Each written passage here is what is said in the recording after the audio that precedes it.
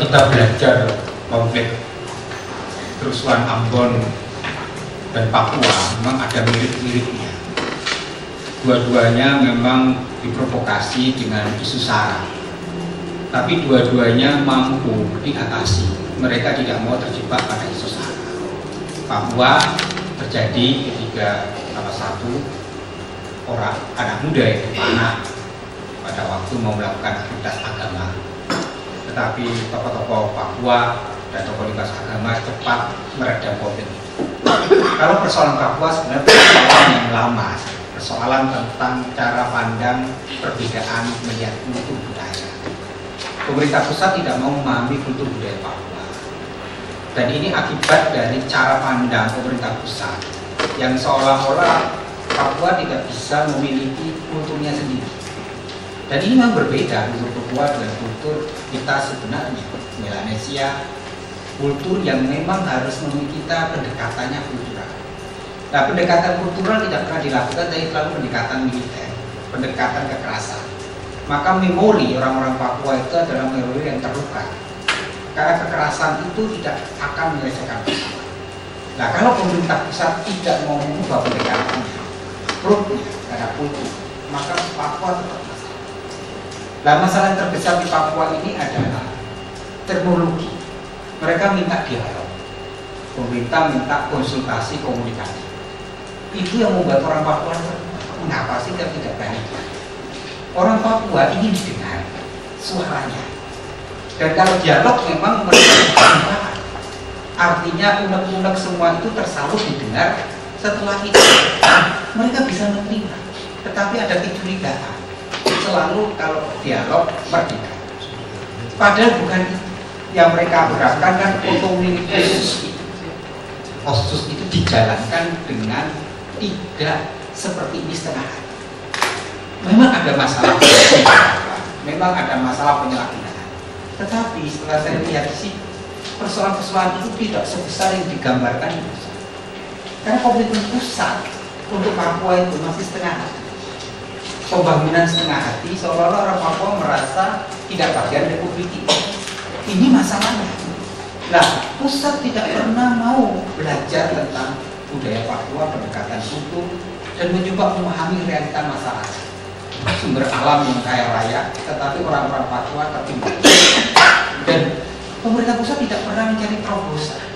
Bagaimana membangun kampung-kampung desa itu? Bagaimana membangun transportasi yang baik, komunikasi yang baik, sehingga keterbelakangan mereka itu bisa semakin hari terkikis. Ini kan nggak pernah dilakukan. Sehingga orang Papua sebenarnya ingin bukti, bukan janji. Nah, karena janji-janji terus-menerus, tetapi tidak ada buktinya, itu yang membuat mereka sekarang merasa, untuk apa kami bersama-sama republik ini kalau kami hanya dibohongi terus. Itulah perasaan mereka. Sehingga konflik terjadi selalu adalah konflik yang di bawah sadar. Itu selalu menumpuk karena ada perasaan yang terluka. Nah, harusnya kebijakan-kebijakan itu menyembuhkan luka. Nah, menyembuhkan luka itu adalah ketika pemerintah pusat mau berdialog, bukan curiga bahwa mereka akan berdialog. Nah, kecurigaan-kecurigaan ini yang membuat akhirnya orang Papua kehilangan sekarang kepercayaan kepada pemerintah pusat, bahwa mereka sudah tidak percaya lagi bahwa akan ada solusi yang terbaik.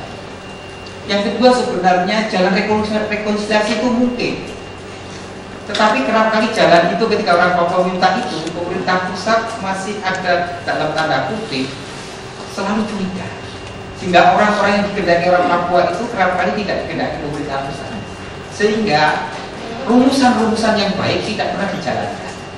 Jadi kan tidak ada kehendak baik untuk menyelesaikan Papua ini, itu persoalannya. Nah, kaitan dengan Ambon sebenarnya kita harus mengakui ini sebenarnya polisi harus berani mengakui lambat dalam responnya dan lamanya adalah uji. Sebab penyebaran SMS itu sebenarnya bisa dideteksi, tetapi mengapa polisi tidak bertindak? Dan banyak dari investigasi-investigasi yang dibuat teman-teman ini ada persoalan. Dalam arti, mari kita dengan jujur mengakui bahwa sebenarnya ada sesuatu something wrong yang menyebabkan ini terjadi bukan kesalahan masyarakat, tetapi akibat dari sabotase tertentu yang menciptakan suatu konflik. Nah, dari investigasi itu menjelaskan nanti bisa terungkap dan ini harus ditindak gitu loh. Kelalaian ini, sebab kalau ini tidak ditindak, ini akan membuat semacam sebuah ada semacam sesuatu yang sistematis gitu. Yang kedua, kita akui kita harus belajar dari masyarakat Ambon apapun bahwa pendekatan kultur budaya itu yang membuat mereka mempunyai kemampuan untuk mau tidak dijadikan kayu bakar. Bagaimana teman-teman Ambon meminta kita supaya rumor yang terjadi baik dari SMS, Twitter, malam itu supaya itu segera itu dihentikan. Itu luar biasa. Sehingga beberapa hari perang di Twitter, perang di SMS, dan orang Ambon mengatakan kejadian tidak separah itu. Jangan kata terjadi kerusuhan, mereka minta itu. Ini hanya hal yang kecil letupan. Mereka mengatakan jangan dibesar-besarkan. Luar biasa komunitas Ambon baik di Jakarta teman-teman. Sehingga ada jaringan BBM macam-macam, terjadi grup yang cepat tiap hari memonitor situasi.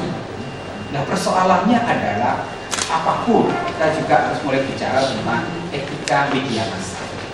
Karena persoalan-persoalan kerusuhan itu juga bisa diperbesar ketika media massa tidak secara cermat dan jeli memberitakan untuk kepentingan sesama. Maka pentingnya etika media massa menjadi penting bagi kita untuk menciptakan media massa yang profesional, media massa yang mewartakan kebenaran, kejujuran, tetapi juga media massa yang mampu mengendalikan dirinya dari letupan emosi. Dan rakyat Ambon meminta ini agar pemberitaannya jangan sampai memicu emosional masyarakat.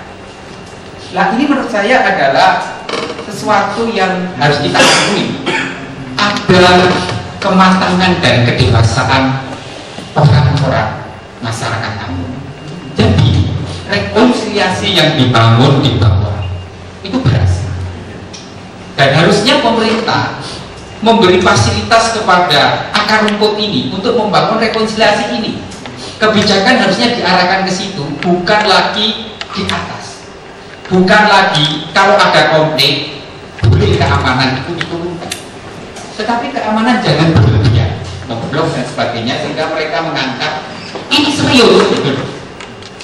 Saya paham pemerintah tidak ingin dicolongkan, tetapi mungkin pendekatan yang harus dibangun ke depan oleh pemerintah adalah bagaimana memperkuat basis komunitas masyarakat yang di bawah. Itu menjadi penting, dan itulah menurut saya yang bisa belajar dari Ambon adalah kemampuan komunitas masyarakat, ada lintas agama, kaum muda, dan jangan lupa peranan wanita ibu-ibu di sana. Tiap hari kita mendengar bagaimana ibu-ibu dan perempuan cukup efektif dalam membangun perdamaian di Ambon. Bagaimana mereka mematahkan isu-isu itu, sehingga ketika ada isu mereka berkomunikasi untuk mengatakan bahwa kejadian seperti itu tidak benar, itu provokasi luar biasa. Dan ini sebenarnya kekuatan dari sebuah komunitas. Jadi setelah Ambon mengalami konflik yang parah, mereka belajar tentang mereka tidak mau dijadikan kayu bakar, dan mereka tahu bahwa konflik itu membawa luka dan trauma, tetapi juga merugikan semua.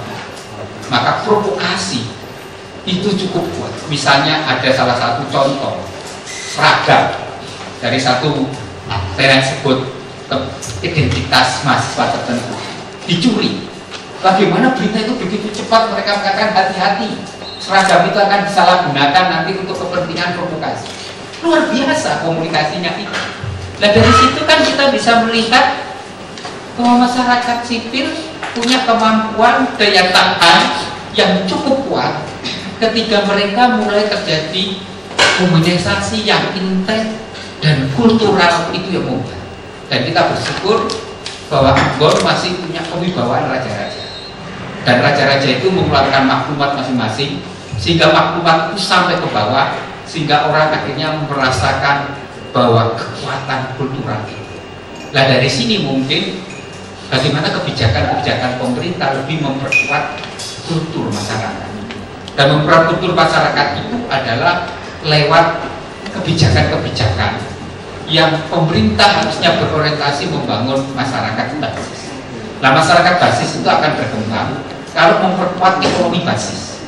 Nah, ini yang belum dilakukan pemerintah. Jadi basis-basis, kekuatan basis itu di desa, kemudian di tingkat-tingkat akar rumput itu harusnya mendapat perhatian. Maka kalau kementerian terkait itu memperkuat ekonomi basis, maka timbul kesejahteraan. Maka di sini ada kekuatan yang disebut komunitas masyarakat yang memiliki yang disebut komunitas pemutus kata, bukan pembiak kata, sehingga masyarakat menjadi lebih kritis, lebih selektif, sehingga masyarakat tidak bukan komunitas. Saya rasa pendekatan ini sama dengan Papua. Kalau pemerintah berkehendak baik memperkuat komunitas basis desa-desa mereka, sehingga mereka tidak berjalan jauh ke pusat-pusat pemerintahan. Kalau urusan harus menggunakan pesawat itu kan biayanya mahal, sehingga mereka termiskinkan. Tapi bagaimana pemerintahan desa itu lebih memiliki kemampuan untuk bisa efektif di situ, sehingga kesejahteraan masa ekonomi berkembang di situ. Ini salah satu persoalan yang tidak pernah dibuat, yaitu membangun komunitas basis di tingkat-tingkat lokal dan memperkuat ekonomi. Yang kedua, menurut saya apapun pendekatan kultural budaya efektif, bukan pendekatan militer atau pendekatan keamanan. Yang ketiga, harusnya pemerintah juga mau bercermin. Bercermin menurut saya mungkin perlu kita merefleksikan mengapa akhir-akhir ini kekerasan begitu marak, mengapa mudah orang terprovokasi, mengapa mudah orang reaksioner. Jangan-jangan masyarakat kita memang kehilangan harapan. Ketika masyarakat kehilangan harapan, maka masyarakat mudah terpancing, terprovokasi karena hilangnya harapan. Maka jawabannya adalah kita membutuhkan pemimpin yang bisa memberikan harapan, kepastian, dan pemimpin yang bisa menjadikan guidance, yaitu sebagai penunjuk jalan. Saya mau kemana? Dan ini yang hilang. Nah, ini kita butuhkan sekarang. Maka kita berharap ke depan, apapun, semua pemimpin, baik pemimpin tingkat pusat, daerah, para politikus, para pejabat, dia harus mau bercermin dan mau menjadi pemimpin yang memberikan harapan, pemimpin yang memberikan guidance kepada rakyatnya, sehingga rakyat tidak bimbang, tidak bingung seperti ini karena kehilangan harapan. Kalau kehilangan harapan akan muncul frustasi sosial, dan kefrustasian itu yang menimbulkan mudah sekali orang terbakar, terprovokasi. Tetapi sekali lagi kita harus dengan jujur memberikan sebuah nilai positif kepada teman-teman Maluku, Ambon yang mampu detik ini berani untuk tidak mudah terprovokasi, dan dengan bijaksana mereka mencoba mengatasi itu. Dan saya mohon segeralah daerah-daerah konflik itu diselesaikan sehingga tidak ada pengungsi. Kalau ada pengungsi itu ada memori, dan itu yang menurut saya pekerjaan pemerintah sekarang. Rumah-rumah mereka dibangun kembali segera, karena dengan membangun rumah-rumah mereka segera, maka trauma itu menjadi segera hilang, sehingga Ambon menjadi normal dan aman.